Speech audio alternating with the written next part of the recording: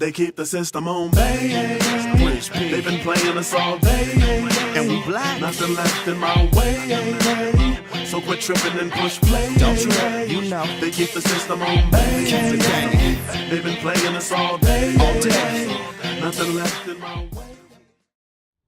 All right, so today I have an interview with my man KCheeba in Colorado Springs. He's one of the VJs on 96.1 The Beat.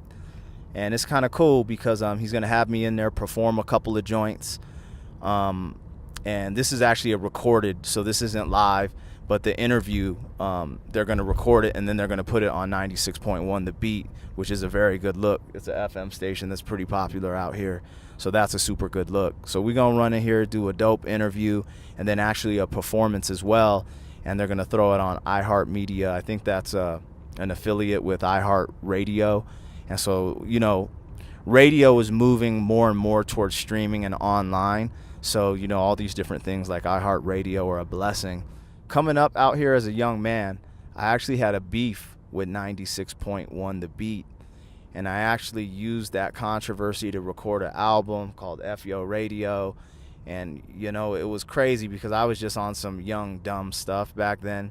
And I didn't understand how the business of music worked, and I was trying to, you know, I was watching other artists, you know, having these movements, these anti-radio movements, and I decided to start my own. And it was actually, in the moment, it was cool. I had a buzz, but it was a quick buzz, and it fizzled out really quick because it was a controversy thing. It's just like seeing you know, a viral video on the internet. It's viral for, you know, its time, but then it fizzles out. And I learned a lot from that. And it's really cool for KCheeba to have me back up here because he wasn't one of the VJs at the time when I had beef with the station.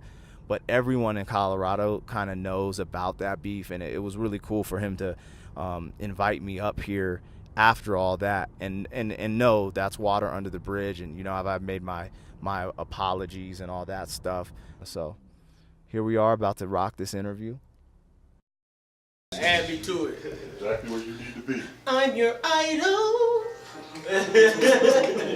Took all the gangsta Sound like all the gangsta sucked it right up. Hey, since you already prepared, Let's do it. Babe, take a pic. Come That's on. D-Rain right there. Babe, take a pic for me. That's Black Pegasus right there. Yep. That's 719 Nightlife D right there. You're an independent artist, correct? That's what. How'd that come about? Why never sign with anybody? You know, I just kind of started out just as an underground MC.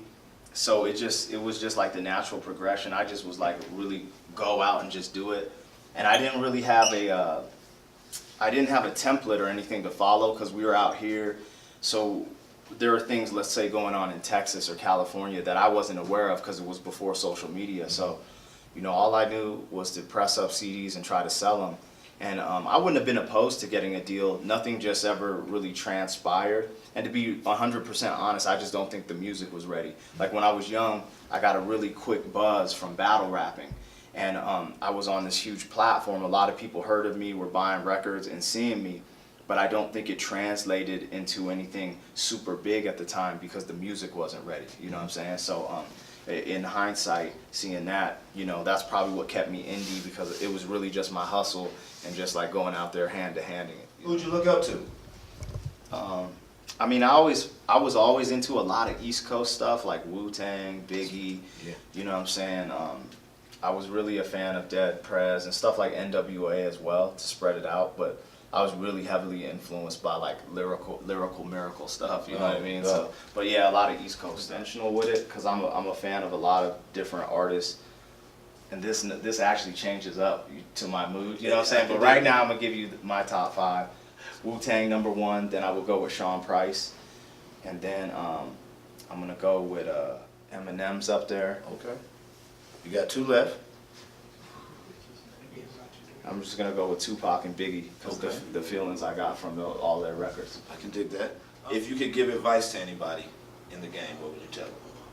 I mean, for young artists, I always say the same thing, man, because I always feel like the foundation is the music and your budget. Like just trying to get like, you know, just be on point with your strategy